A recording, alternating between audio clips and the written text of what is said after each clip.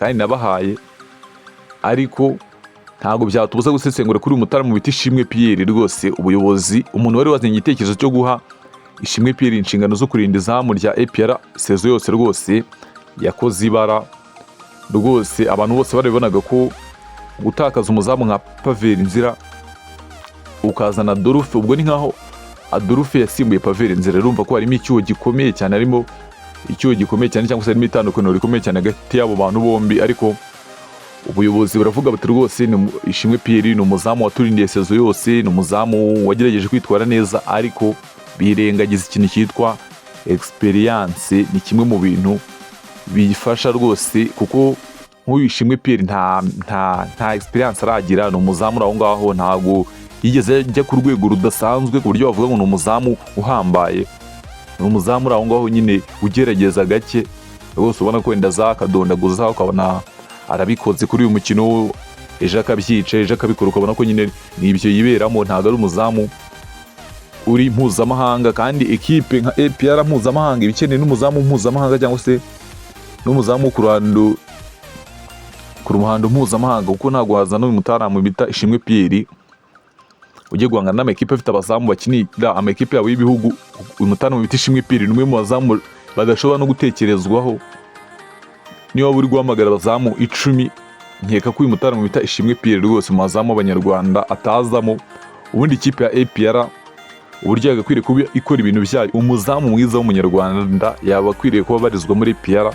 Ubwo nabo ba Fiacre, nabo ba Kwizera Olivier, ariko izanye umwana ngo ni Ishimwe Pierre Mario kuko hamaze imyaka 4 yakina, ubwo itimukuza. Ariko ubona ko rwose bigenda byigaragaza ko rwose ari mu bintu bitari ibye rwose. Ubona ko kuba yari umusimbura, abonaga ko byari bitangiye kumufasha, ko ubwo Pavel Nzira nawe yatangiye gukora icyo bita amabara, cyangwa se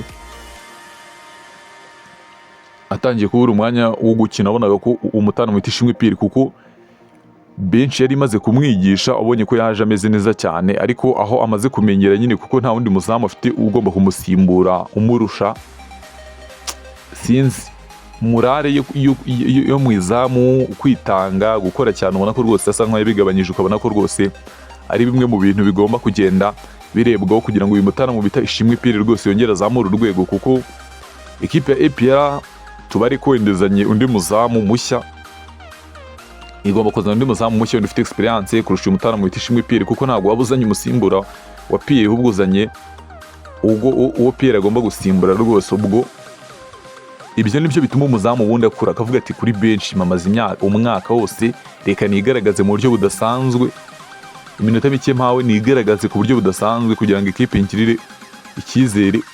Ukigaragaza, ariko nabyo ntibiguhe umwanya wo kujyamo ukongera ukajya kuri benshi undi mwaka. Aho ngaho rwose noneho uza uri seriye, uza uzi ibyo urimo. Ariko ibi ngibi rwose ubona ko byo kuza guhuzagurika kuri match za Polisi, ugahuzagurika kuri match ya AS Kigali, ugahuzagurika kuri match za Gorilla, ubona ko rwose nta cyizere uri kugaragariza abafana yuko ugomba kugenda ubafasha mu mikino imwe n'imwe igiye itandukanye. Ubu nta mufana wakizera ko Ishimwe Pierre umujyanye kuri piramide yagira ibyo akora rwose. Ubona ko byaba bigoye uramutse ubyizeye, sinzi ikintu waba ushingiyeho, kuko n'umwe mu bazamu piramide yo yakwica rwose inshingiye ku mikinire yayo, kuko Ishimwe Pierre ni umwe mu bazamu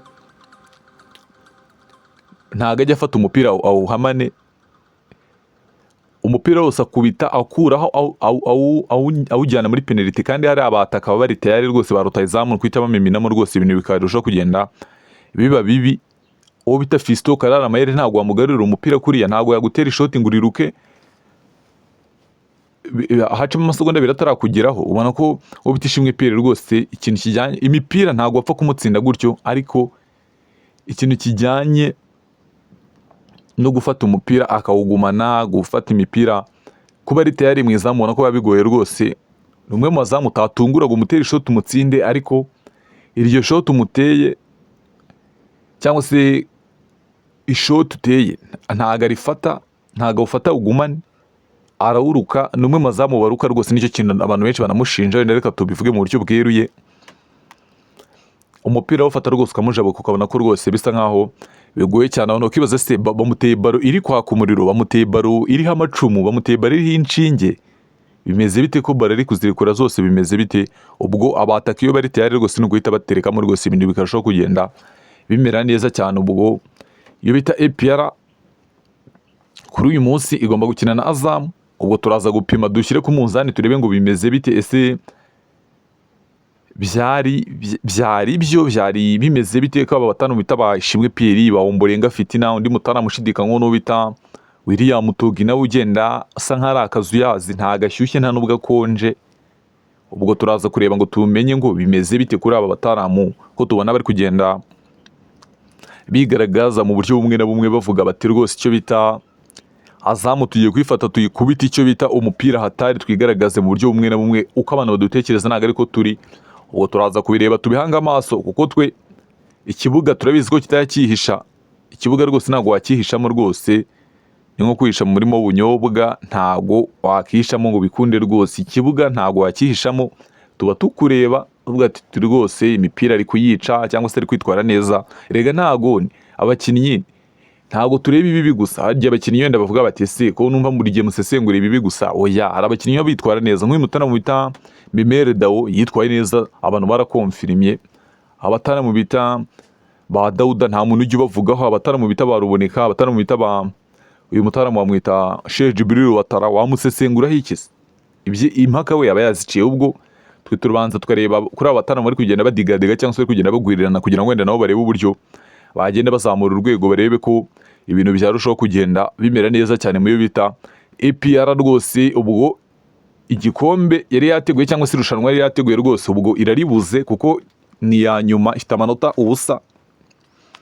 Nitsinda Azam iragira 3, ubwo mu gihe za polisi zishobora kugira imwe ishobora gutsinda ikagira 9 cyangwa se zikagira 7, mu gihe zanganya ibintu bikagenda bikomera. Ubwo Azam ishobora kuba iya 3 cyangwa isi ya 2. Kumva ibintu bikomeye. Azam ishobora kuba iya 2 rwose. AS Kigali nihabwa amahirwe yo kwegukana iri rushanwa, ubwo ikipe ya APR umutoza Brahim Taribu ikipe ya APR akaba iteretse ku mwanya wa nyuma rwose.